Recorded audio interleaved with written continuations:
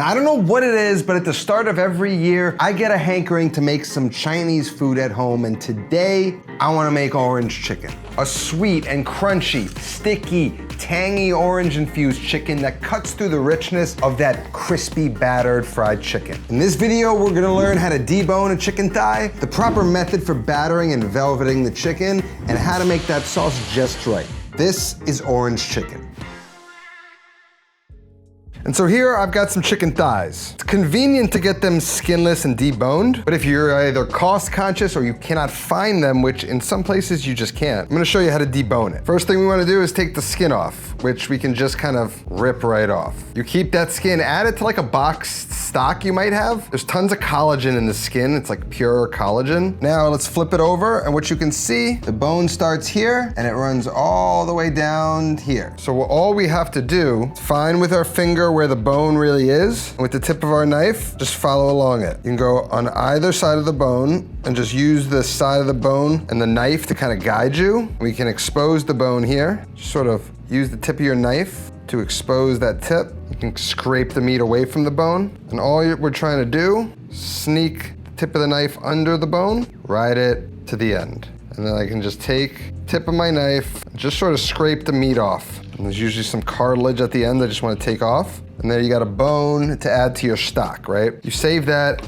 turn a box stock into something a little more homemade. Trim some of the fat. And then you got here, same thing the supermarket's gonna sell you deboned with no skin. We're gonna run our hands and make sure there's no hard knuckle of a bone or any cartilage anywhere. And then what we can do is cut a strip there, then you can turn them. We just need about 1-inch pieces, something like that. And we need to marinate that chicken, like velvet it. And so what that entails is a little bit of soy sauce. Now we're not gonna drown it. We're literally just gonna try and like add just enough that all that chicken just kind of seasons it. To that, a little cap full of Shaoxing cooking wine. You can use a little mirin, again, very little. We're gonna season it with a little salt and then a little white pepper. It has a really nice nuanced flavor that differs from black pepper. You'll see it used a lot in Asian recipes. To that, a teaspoon or 2 baking soda. You can just eyeball it. And a tablespoon of some oil, 1 egg white. You can save that yolk. And a tablespoon or 2 of cornstarch. And use that cornstarch to kind of pick up some of that excess liquid, turn it into like a light batter. But I really don't want too much excess in there. And as I handle it, I'm gonna kind of be rough with it. I'm gonna squeeze it. It's almost gonna work to help tenderize that chicken. Just makes it really moist and succulent, even after frying. See, not dripping, just coating it, nothing pooling in the bottom. That's kind of what you're looking for. Let this sit for like 20-30 minutes and it's gonna do its magic. Next up, we need to make our dry batter. Now, P.F. Chang's invented this. They use a wet batter. And even though P.F. Chang invented it, it doesn't mean it's the best one. And the best one usually comes coated and then deep fried rather than a wet batter. It uses a dry batter. I think that's the best. I'm gonna go in with about a cup of cornstarch, maybe a little more. Then for our slurry, I'm just gonna pull out another couple tablespoons of the starch. Then I'm gonna add an equal amount of water. So say I use 2 tablespoons, I use 2 tablespoons of water. It's a little thick, just gonna add a little bit more. Should look like milk. Now to that cornstarch, 1/4 cup of baking powder. Again, eyeball it. Salt, get that mixed up and that's ready to be dredged. Now we just need to make our sauce. Now I've got an orange. We're gonna add layers upon layers of orange to this. I'm gonna take one and get the juice. You can use bottled juice. You can use some fresh squeezed juice. Now the one thing about the orange is that it can vary in sweetness. We're gonna cook it, so when we cook it, a lot of its freshness goes away and a lot of its essence. So for consistency, we're also going to add some zest to it, but a little secret, that thing that just kind of takes it over the top into like this real amazing orange essence, is orange extract. Now we're not gonna add that straight there. We don't wanna kind of add it too early. So I'm just gonna take 1 teaspoon because it's really powerful. And I'm gonna add it to a separate bowl. Now you wanna make sure you get the food grade stuff, not something for like a diffuser. It's usually by the spice section where you'd get like vanilla extract. So we're gonna set that off to the side. To that, I'm gonna add the zest, but I'm gonna add it in using one of these so we get nice streaks of the zest. And I'm gonna point it into the sauce. Allow those oils to release into the sauce. And if you can't do that, we also want those strands for garnish. So one thing you can also do, shave some of the zest off with a peeler. We're gonna cut it in half. We're going to square it off. Then we're just gonna cut strips, super thin. We're gonna add those to ice water and see if we can get those to curl up. To that, 3 tablespoons of soy sauce, 3 tablespoons of white vinegar. This is all about sweet and sour, right? So instead of rice vinegar, we want the white vinegar for that punch that we want to feel a little bit. 1 tablespoon of ketchup, classic Chinese takeout ingredient used to cater to the American palate. A tablespoon of oyster sauce. Adds flavor and like a nice sheen to the sauce. 3 tablespoons of white sugar. You can also use brown. We'll whisk that all together.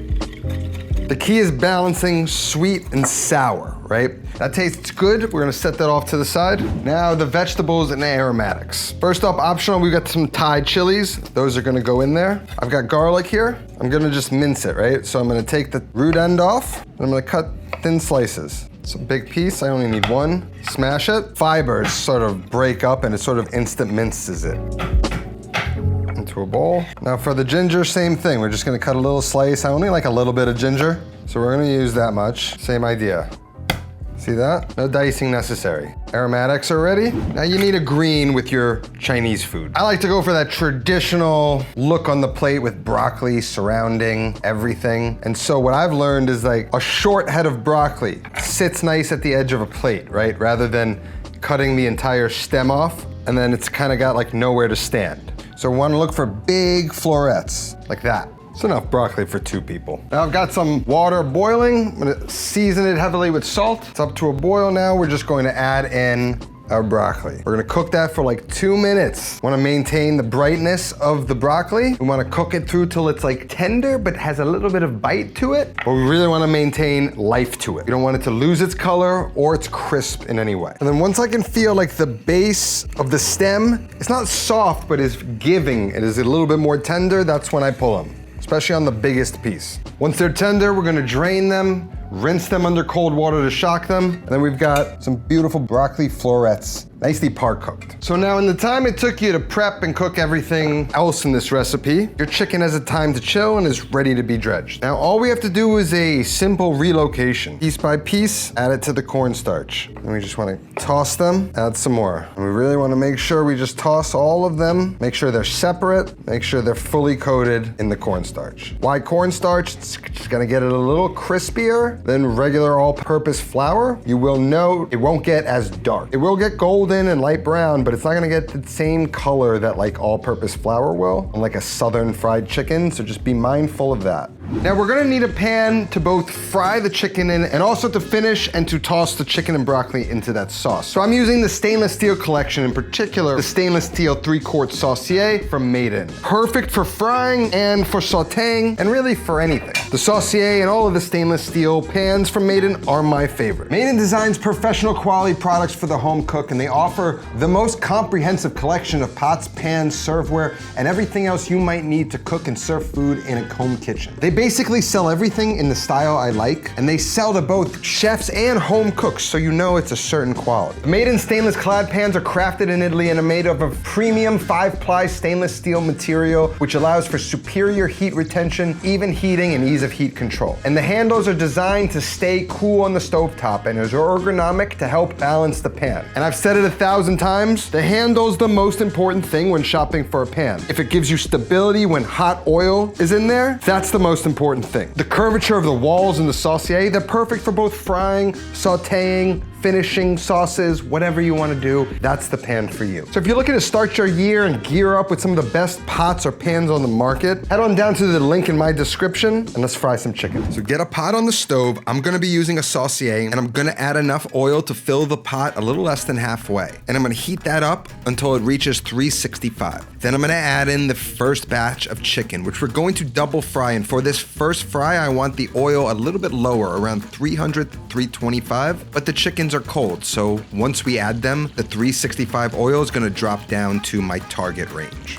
Once they're frying at that lower temp, I wanna raise the heat slowly and work the temp back up to about 365 to prep for the next batch of chicken. By the time it gets back up to 350, 360, that first batch of chicken should be nice and golden brown and have been cooking for 3 to 4 minutes. That's a great time to pull them out of the oil, let them dry on a wire rack, and then add in the next batch of chicken. Again, the temp temperature is going to drop, and we're just gonna cook that while the temp climbs back up and the chicken is golden brown. Once they're all rested and on a wire rack, we're gonna wait at least 5 minutes to allow the chicken to weep out any of their residual moisture that might soften the breading. And then we can get that oil heated back up to a higher temperature, around 375 to 390. And once our oil is back up to temp, then we can start adding the chicken back into the oil, again in batches. And what you're gonna notice is the bubbles going crazy when you first add them back in. And that's just the steam, that excess moisture evaporating, which is exactly what we want so it doesn't disrupt that beautiful crispy chicken we developed.